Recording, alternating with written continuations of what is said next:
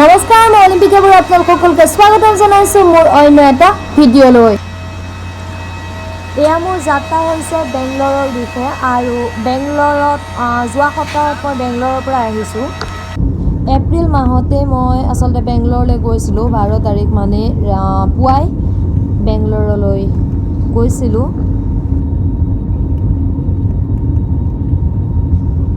এটা বস্তু দেখি বেংগলোৰত আচলতে ভাল লাগিলে, তেখেতসকলৰ এয়াৰপৰ্টত তেখেতসকলৰ নিজৰ জাতীয় পৰিচয়সমূহ এনেধৰণে অংকন কৰি ৰাখিছে আৰু তাত এটা বিশেষকৈ বেয়া লাগিলে আৰু কানাড়া লেংগুৱেজৰ বাহিৰে তেখেতসকলে হিন্দী বা ইংৰাজী ক'বলৈ নিবিচাৰে। বেংগলোৰ চিটি আহি পাই গ'লোঁ, যি কি নহওক অকলে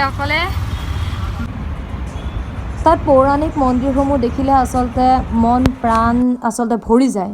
আৰ্ট অফ লিভিং ফাউণ্ডেশ্যনৰ পদ্মিনী যি বিল্ডিং আছে, পদ্মিনী বিল্ডিঙত আহি এনেধৰণে উপস্থিত হ'লোঁ। আৰ্ট অফ লিভিং ফাউণ্ডেশ্যনৰ টিচাৰ ট্ৰেইনিং এটাৰ কাৰণে বেংগলোৰলৈ গৈছিলোঁ।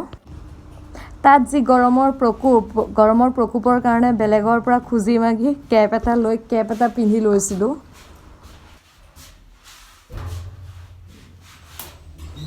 উৎকৰ্ষ য়োগা আৰু মেঘা য়োগাৰ যি ট্ৰেইনিং আছিলে, ট্ৰেইনিং কমপ্লিট কৰিলোঁ আৰু এছিষ্টেণ্ট টিচাৰ হিচাপে এটা কোৰ্চতো এনেধৰণে ভাগ ল'লোঁ। তাৰে আচলতে পানী কিয় অপচয় কৰিব নালাগে তাৰে নিদৰ্শন দাঙি ধৰিছে। প্ৰায় 52টামান শিশু আচলতে এই যি উৎকৰ্ষ য়োগাত পাৰ্টিচিপেট কৰিছিলে আৰু যি বিজ্ঞানৰ কেনেধৰণে বিজ্ঞান আগবাঢ়ি গৈ আছে তাৰে এক সুন্দৰ নিদৰ্শন দাঙি ধৰিছে। টেকন'লজিৰ ওপৰত দেখালে, জিমিৰ ওপৰত কণ শিশুসকলে দেখালে।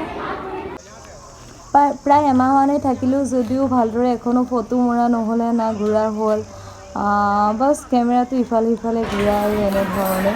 আৰু তাত যি শিশুসকলৰ প্ৰগ্ৰেম হৈছিলে উৎকৰ্ষ য়োগাৰ, তাৰ ষ্টুডেণ্টখিনি ভলণ্টিয়াৰ্ছ এনেধৰণে ফটো অলপ মাৰিলোঁ। লাইভ ফটোৰ কাৰণে আচলতে ভিডিঅ' আকাৰেৰে এনেধৰণে দিব পৰা হ'ল। য়োগিতা দিদি বা নিতিন ভৈয়া বা বহুত ধৰণৰ বিভিন্ন ঠাইৰ মানুহ লগ পালোঁ। প্ৰগ্ৰেমটোত যথেষ্ট ভাল লাগিলে। মহাৰাষ্ট্ৰৰো মানুহ লগ পালোঁ আৰু যথেষ্টখিনি মহাৰাষ্ট্ৰৰে মানুহ লগ পালোঁ আৰু বিভিন্নজনক লগ পাই যথেষ্ট ভাল লাগিলে। স্বামীজীকো লগ পালোঁ। আচলতে শ্ৰী শ্ৰী ৰবিশংকৰজীৰ আশ্ৰমত এক সুন্দৰ পৰিৱেশত থাকিলোঁ প্ৰায় এমাহ কাল। যথেষ্ট ভাল লাগিলে, ভাল এক্সপিৰিয়েঞ্চ হ'ল লাইফত। একেবাৰে শেষৰ দিনাখন তাত যি গৌশালা আছে, গৌশালাত গ'লোঁ আৰু তাত গৈ ফটো তুলিব পৰা নহ'লে, আচলতে বাটাৰ মিল্ক খালোঁ, ফ্ৰেছ বনাই দিলে আৰু এইসকল আচলতে বাইদেউসকল প্ৰায়খিনিয়ে মহাৰাষ্ট্ৰৰ হয়, গুজৰাটৰ হয়, বাকী সকলোবোৰ বাহিৰৰ কেৱল নৰ্থ ইষ্টৰ অকলেই মই আছিলোঁ আৰু যথেষ্ট ভাল লাগিলে, বহুত ভাল এক্সপিৰিয়েঞ্চ আৰু ইয়াত আহি বহুত কথা জানিব পাৰিলোঁ, শিকিব পাৰিলোঁ। আচলতে এইটো এটা অমূল্য সম্পদ মোৰ জীৱনৰ বাবে। মই আগতে গম নাপাইছিলোঁ যে গৰুৰ বহুতখিনি ভাগ আছে আৰু তাত যেতিয়া গৈ গৌশালাত দেখিলোঁ যে বিভিন্ন গৰুৰ বিভিন্ন নামেৰে বিভিন্ন ভাগ আছে, আচলতে এক মোৰ কাৰণে নতুন অভিজ্ঞতা হ'ল।